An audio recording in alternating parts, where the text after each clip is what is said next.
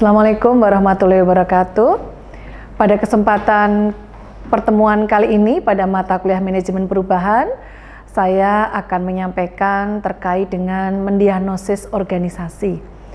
Nah, kebetulan di mata kuliah manajemen perubahan ini merupakan salah satu mata kuliah minat yang berasal dari konsentrasi MSDM, di mana dosen-dosen pengampu di mata kuliah SDM adalah ada yang sudah ada di depan ini ya, ada dari Prof. Heru, Bu Dr. Meika, Bu Dr. Syandari, Pak Udin, Putri Mariati, Bu Istofaina, saya sendiri Rini Juni Astuti, Pak Gita, dan Bu Dr. Siti Nurjana. Baik, pada kesempatan kali ini saya ingin menyampaikan terkait dengan adanya perubahan organisasi yang merupakan salah satu hal yang menjadi titik tumpu ketika kita akan melakukan diagnosing organisasi atau mendiagnosis organisasi. Ketika kita berbicara pada chapter 5 terkait dengan mendiagnosis organisasi, maka kita mengingat dulu bagaimana sebetulnya proses adanya perubahan atau manajemen perubahan menurut Kurt Lewin pada tahun 51 ya.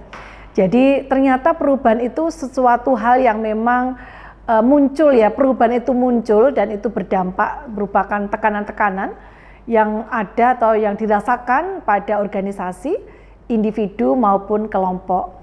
Nah, dengan adanya tekanan-tekanan yang memang itu berdampak kepada organisasi, individu dan kelompok, itu akan membuat sesuatu kondisi menurut teori model manajemen perubahan pada Kurt Lewin tahun 51, yaitu ada istilah yang namanya adalah unfreezing, changing, dan rephrasing. Nah, tetapi saya pada saat ini akan memberikan satu analisis atau satu pemahaman teori bahwa ketika kita akan melakukan pembelajaran yang terkait dengan diagnosing organizing atau mendiagnosis organisasi, karena memang sebuah perubahan itu akan memberikan dampak tekanan pada organisasi, maka di sini harapan kami kepada mahasiswa semua, yang pertama adalah akan memberikan pemahaman mahasiswa, terutama pada kerangka umum yang memang membahas terkait dengan alat diagnosis ya, alat diagnostik terkait dengan manajemen perubahan yang itu akan bisa dilihat dari perspektif secara sistematis. Yang kedua, harapan dari pembelajaran yang dilakukan pada materi mendiagnosis organisasi itu adalah mendefinisikan diagnosis di dalam menjelaskan sebetulnya bagaimana proses diagnosis itu sendiri di dalam memberikan pemahaman praktis tentang masalah pada tingkat analisis organisasi. Jadi kita tahu unit analisis itu kan ada 3 ya, ada unit analisis individu, ada unit analisis unit kerja, dan ada unit analisis organisasi. Nah, unit analisis organisasi itu adalah paling besar dan ini adalah terkadang merupakan satu problema yang memang harus dihadapi oleh setiap insan ya, terutama ketika muncul berbagai masalah yang itu tiba-tiba datang tanpa ada sebuah perencanaan. Nah, kalau kita melihat pada teori-teori perubahan kan ada salah satunya ya, tahapannya adalah jenis-jenis dari perubahan itu memang ada perubahan yang terencana dan ada juga perubahan yang tidak terencana. Oke, saya akan lanjutkan. Kita coba menganalisis atau memahami terkait dengan apa sebetulnya diagnosis ya. Saya ambilkan dari teori Cumming pada tahun 2001 bahwa diagnosis itu merupakan proses kolaboratif antara anggota organisasi dan tentu saja konsultan manajemen perubahan atau tim di dalam manajemen perubahan organisasi untuk mengumpulkan informasi-informasi yang relevan, menganalisis serta mengambil kesimpulan yang semua itu digunakan untuk perencanaan dan intervensi-intervensi tindakan. Nah, sehingga di sini kita perlu menganalisis atau mendiagnosis organisasi ketika memang di situ terjadilah sebuah problem atau sebuah masalah dan itu akan kita lakukan sebuah perubahan. Ya, kita lihat berikutnya. Nah, sehingga di dalam mendiagnosis organisasi itu akan ada beberapa model atau cara ketika kita akan melakukan diagnosis organisasi. Ya, nah ketika mendiagnosis organisasi maka model yang pertama yang ditawarkan yang itu sudah kita melihat pada Cumming and Worley pada tahun 2001 menyampaikan bahwa model sistem terbuka itu bisa digunakan di dalam mendiagnosis organisasi. Nah, kita lihat di sini. Kita lihat pada lingkungan ini ya. Lingkungan ini akan sangat memiliki peran di dalam memberikan sebuah kondisi yang ketika kita akan mendiagnosis organisasi, di mana lingkungan ini nanti akan punya peran yang sangat besar ketika di dalam lingkungan ini akan ada sebuah proses dalam organisasi.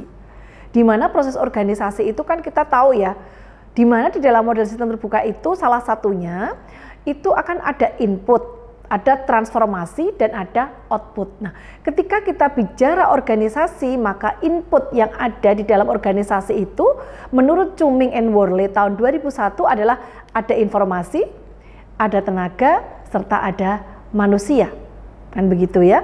Nah, lalu di situ akan muncul adalah transformasi, di mana informasi-informasi serta tenaga-tenaga manusia itu atau resource, kalau saya mengatakan adalah human resource ya, human resource atau power ya, jadi ini information, power, dan human resource ya, atau people, ini nanti sebuah input yang akan diproses atau dilakukan sebuah transformasi. Jadi ada informasi-informasi, ada power, dan ada people, yang itu nanti akan muncul transformasi atau sebuah proses perubahan atau proses perubahan dari informasi yang mentah menjadi informasi yang nantinya akan menjadi informasi yang bermanfaat, di mana nanti dengan ketiga input ini, dengan salah satunya ada transformasi komponen sosial serta komponen teknologi. Di mana komponen sosial itu adalah bagaimana pola-pola budaya, pola-pola interaksi, ya, pola-pola kebiasaan. Sedangkan komponen teknologi ya bagaimana sebetulnya artificial intelligence salah satunya yang sekarang sedang tren ya, yang itu akan mentransfer input-input itu menjadi sebuah output. Nah, sehingga Chuming and Worley menyatakan bahwa dengan model sistem terbuka ini, dengan adanya input berupa informasi, power, dan people, lalu muncullah adanya transformasi yang mereka dalam proses itu akan ada proses perubahan ya dengan komponen sosial dan komponen teknologi, maka akan memberikan output. Outputnya bisa berupa apa saja, bisa berupa goods ya atau barang-barang, bisa berupa services atau jasa, dan yang paling penting justru adalah berupa ide. Tetapi perlu kita ingat, dengan ide saja tanpa ada implementatif sebetulnya dunia ini hampa begitu ya. Dunia ini adalah bukan merupakan dunia yang dinamis. Nah, dari ketiga komponen ini yang nantinya akan sangat dipengaruhi oleh lingkungan, maka di sini akan muncul yang namanya feedback.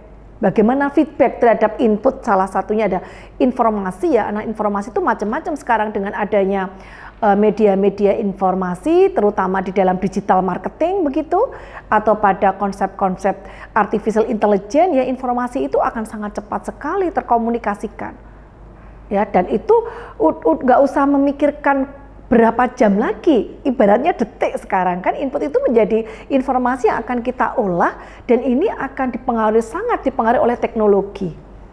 Begitu pula dengan power serta manusia. Oke, sehingga ini akan ada feedback, dan tentu saja feedback itu masing-masing akan memberikan dampak yang positif terhadap adanya ketika akan mengatasi namanya adalah perubahan organisasi. Oke, akan saya lanjutkan. Di dalam perubahan-perubahan organisasi ataupun di dalam mendiagnosis organisasi, ketika kita membicarakan model sistem terbuka, maka ada beberapa properti-properti sistem yang itu atau jenis atau beberapa tool ya atau prasarana dan sarana sistem yang itu akan mendukung dengan adanya model sistem terbuka tadi. Nah, tadi di awal sudah saya sampaikan bahwa ketika di situ ada model sistem terbuka di dalam mendiagnosis organisasi menurut Chuming dan Worley tahun 2001, maka yang pertama adalah input, transformasi, dan output. Nah, yang kedua adalah batasan begitu ya. Semua itu memang ada boundary list-nya, ada batasannya. Yang ketiga adalah umpan balik, bagaimana feedback yang terjadi ketika terjadi adanya sesuatu kondisi masalah ataupun perubahan yang tidak terencana. Nah, kita sebagai mahasiswa ataupun sebagai para pengambil keputusan di dalam organisasi ataupun para konsultan manajemen perubahan atau OD, dikenal dengan OD, maka di situ akan berpikir bagaimana secara cepat mampu untuk melakukan feedback ketika kita akan melihat kepada proses-proses yang ada pada model sistem terbuka menurut Chuming dan Worley tadi. Sehingga di sini umpan baliknya, feedbacknya seperti apa? Misalkan tadi ada inputnya berupa informasi, berupa power, berupa people ya. Lalu transformasinya akan melihat kepada konsepsi sosialnya, pada teknologinya, serta outputnya berupa barang, jasa, dan ide tadi. Maka nanti bagaimana umpan baliknya yang akan memberikan sebuah perubahan-perubahan yang itu akan merupakan perubahan yang lebih baik, more the better mestinya. Lalu yang keempat tuh kesetaraan ya, kesetaraan. Kesetaraan ini sangat penting karena dengan adanya kesetaraan atau harmonisasi ini akan membuat input, transformasi, dan output itu akan menjadi lebih baik di dalam hasilnya atau dalam prosesnya ya, di dalam model sistem terbuka. Lalu yang berikutnya adalah keselarasan atau harmonisasi. Nah, ini juga akan merupakan salah satu dari 5 properti sistem yang memang akan memberikan dampak yang lebih baik. Yang berikutnya kita akan membahas, yaitu kalau yang pertama tadi adalah model sistem terbuka, pada kita akan melakukan diagnosis organisasi, maka sekarang yang berikutnya adalah model diagnostik level organisasi atau model diagnostik tingkat organisasi. Tentu saja kita akan melihat ada input, komponen desain, dan output. Nah, pada input yang ada di model diagnostik level organisasi, itu yang pertama adalah kita lihat adanya kondisi-kondisi yang sering ada, yaitu kondisi secara umum, lingkungan, dan struktur industri ya, industri. Nah, dari sini komponen desainnya dari input yang ada pada generality atau umum tadi, kondisi umum, lalu lingkungan serta struktur industri, maka komponen desain yang muncul di dalam model diagnostik ini untuk mendiagnostik input itu adalah ada teknologi yang pertama. Ya, tentu saja teknologi ini sangat cepat berubah, apalagi kita sudah pada posisi teknologi 4.0 yang mestinya sudah akan berkembang lagi menjadi 5.0, dan sekarang semuanya sudah menggunakan artificial intelligence. Marketplace sudah biasa ya.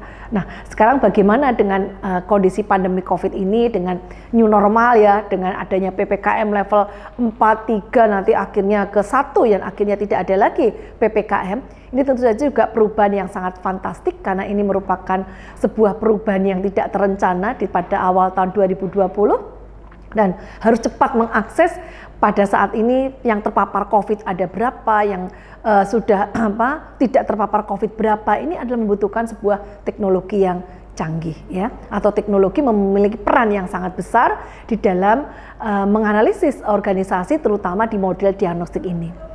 Lalu yang kedua adalah kita melihat pada strategi atau caranya agar input-input itu akan mampu menjadi output yang memberikan keefektifan organisasi.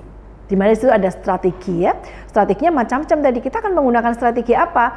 Kalau menggunakan strategi perubahan Kurt Lewin tahun 51 ya, kita akan melihat pada tiga tahapan.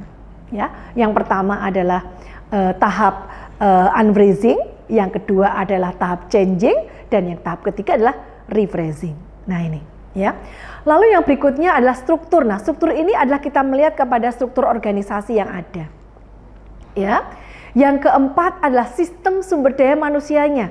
Bagaimana sistem strategis dan sistem pengelolaan SDM-nya dari proses pengadaan sumber daya manusia, proses pengembangan sumber daya manusia, proses pemeliharaan sumber daya manusia, dan proses ya layoff atau proses pemutusan hubungan kerja manusianya. Nah, kita akan kaitkan dengan sistemnya, sistem yang terolah seperti apa, yang itu saja ada levelnya, level organisasi.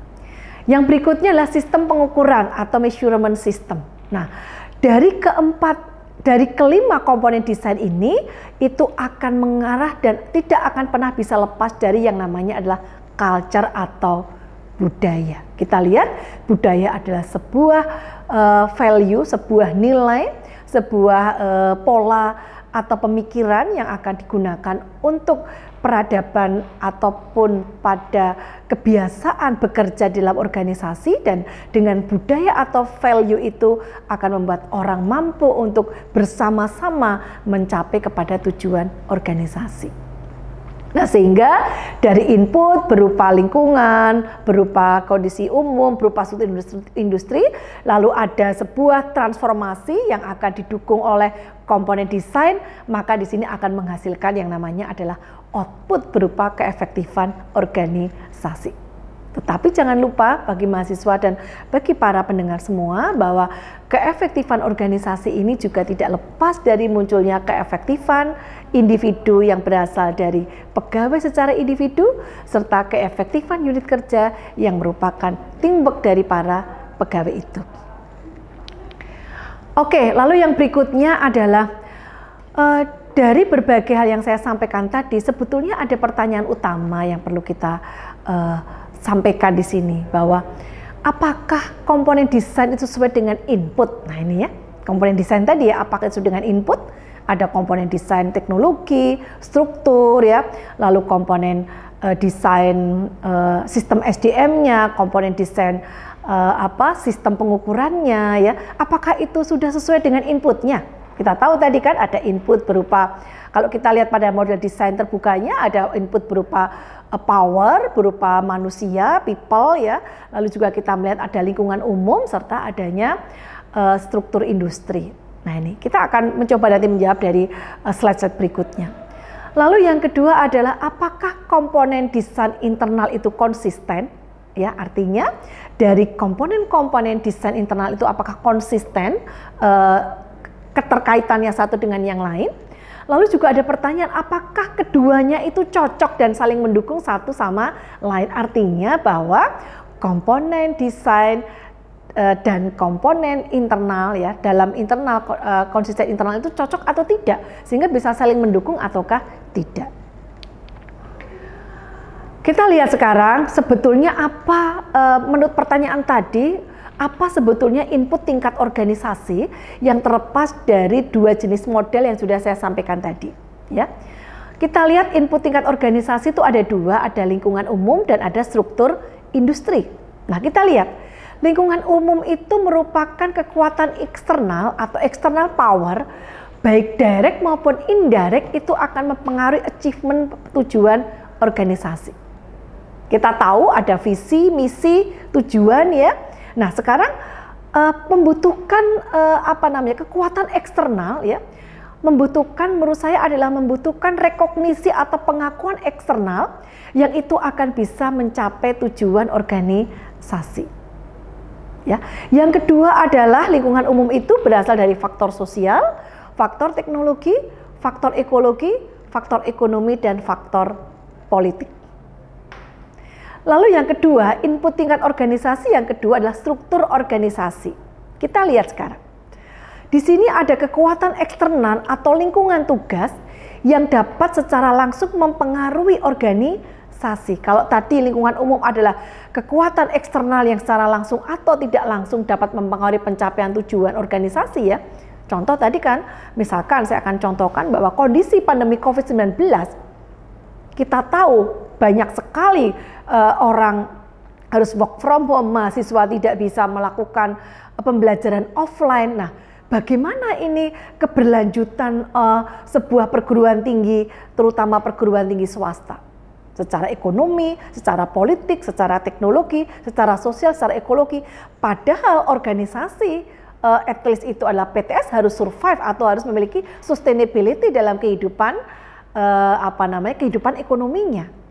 Maka di sini perlu ada terobosan-terobosan dengan cara-cara pemikiran-pemikiran tim yang ada dalam organisasi itu dengan melihat adanya dorongan kekuatan eksternal yang secara langsung maupun tidak langsung dapat mempengaruhi capaian tujuan organisasi. Ini yang era kita saja, pandemi COVID-19 pada new normal ini, bagaimana terobosan-terobosan itu dilakukan. Nah, salah satunya kan mestinya regulasi ya, regulasi pemerintah dengan memperbolehkan adanya pembelajaran tatap muka ataupun dengan menggunakan 3M, 5M, lalu ada prokes yang sangat bagus dan sebagainya. Nah, ini adalah lingkungan umum.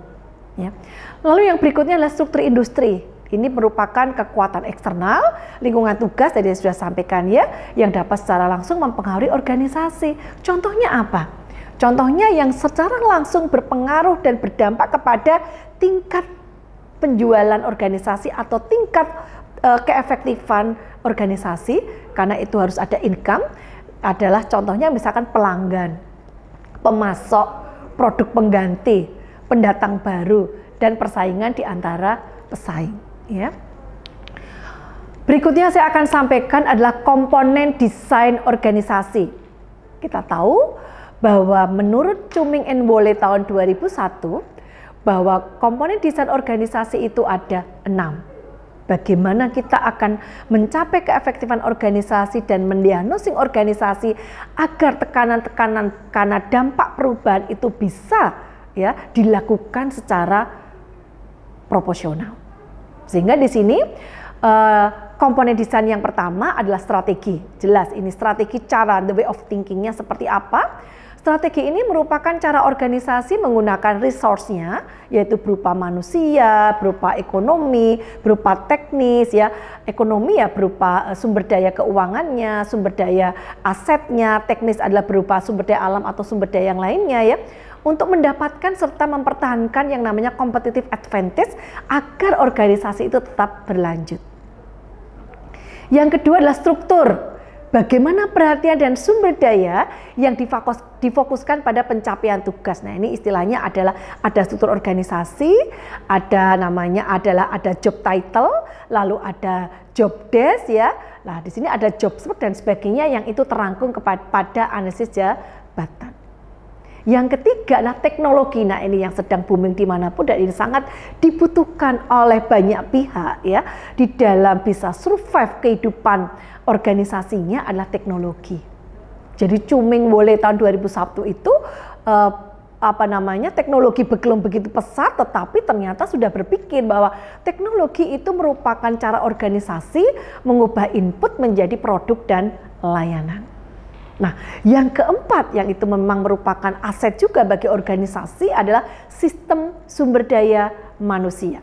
Nah, bagaimana sistem sumber daya manusia itu merupakan mekanisme untuk memilihkan, mengembangkan, menilai serta memberi appraisal, memberi penghargaan atau reward ya, memberikan reward kepada anggota organisasi. Yang kelima adalah measurement system atau sistem pengukuran. Di mana sistem pengukuran ini di dalamnya ada metode di dalam mengumpulkan, menilai, dan menyebarkan informasi tentang kegiatan kelompok dan individu di dalam organisasi. Nah, komponen desain organisasi yang terakhir itu adalah budaya organisasi. Ya, atau yang keenam. Di mana dalam budaya organisasi itu ada asumsi dasar, nilai-nilai value ya, nilai-nilai kehidupan dan norma-norma yang dimiliki oleh anggota di dalam organisasi itu.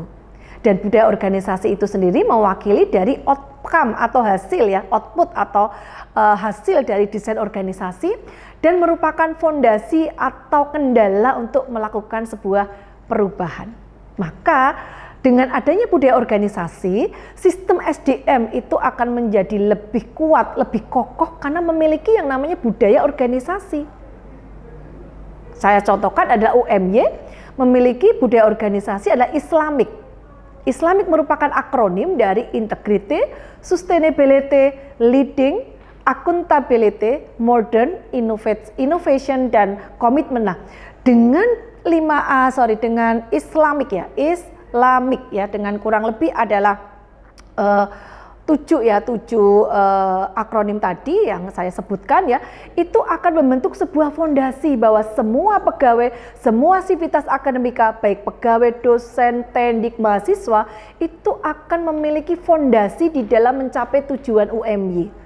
Mereka harus memiliki jiwa integritas, mereka harus memiliki yang namanya adalah keberlanjutan, bagaimana dia bisa survive atau melakukan sebuah cara agar tetap berlanjut aktivitasnya ya, lalu menjadi unggul leading, lalu akan ada accountability, masing-masing sivitas akademika itu bertanggung jawab atas apa yang dia lakukan begitu ya. Lalu juga akan modern, kita semua modern karena contoh proses-proses di dalam semua sistem-sistem yang ada di UMY itu sudah banyak menggunakan teknologi begitu ya. Dengan adanya pandemi, sebelum pandemi saja kita sudah menggunakan e-learning, apalagi sekarang ya kita sudah menggunakan e-learning, dan itu merupakan kita sudah punya platform namanya adalah MyClass gitu. Yang berikutnya kita lihat bagaimana sebutnya output. Jadi kan ada input, ada proses, ada output begitu ya. Nah, output dari mendiagnosis organisasi, outputnya yang pertama adalah kinerja organisasi ya. Nah, kinerja organisasi ini bisa kita lihat dari profit secara secara organisasi, lalu juga ada profitabilitas ya dari organisasi, serta misalkan harga saham organisasi. Sedangkan produktivitas itu bisa melihat misalkan pada biaya per karyawannya, biaya per unitnya, tingkat kesalahannya, kualitasnya. Jadi ini ibaratnya adalah berapa biaya yang dikeluarkan pada setiap karyawan ya ketika kita melakukan sebuah pelatihan. Berapa biaya setiap karyawannya ketika kita memberikan sebuah penghargaan. Nah, ini akan diukur dari produktivitasnya karena kita akan menghasilkan sebuah output ataupun outcome. Kan begitu.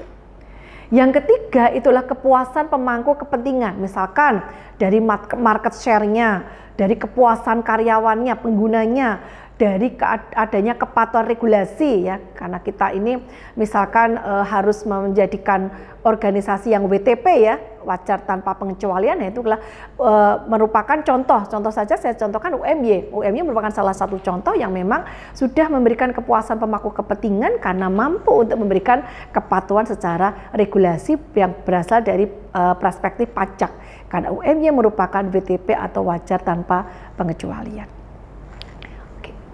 Baik, jadi itu yang bisa saya sampaikan terkait dengan diagnosing organisasi yang merupakan salah satu materi yang bisa disampaikan terkait pada manajemen perubahan. Mudah-mudahan akan memberikan manfaatnya dan tentu saja kita selalu memiliki optimistik ya bahwa perubahan itu memang tidak selalu harus terencana, tetapi bisa juga perubahan yang terencana dan bisa juga perubahan yang tidak terencana. Tetapi saya punya quote yang sangat yang sangat bagus selalu kita ingat ya, bahwa terkadang perubahan itu membutuhkan korban, tetapi pasti korban itu akan memberikan satu outcome yang lebih bagus dan akan memberikan sebuah hasil juga pada posisi competitive advantage yang lebih bagus begitu. Baik, terima kasih ya, mudah-mudahan akan memberikan manfaat terkait dengan materi mendiagnosis organisasi dan akan memberikan juga ilmu yang bisa menjadikan modal ya buat kita semua untuk memahami terkait dengan bagaimana manajemen perubahan dari perspektif diagnosing organisasi. Terima kasih. Assalamualaikum warahmatullahi wabarakatuh.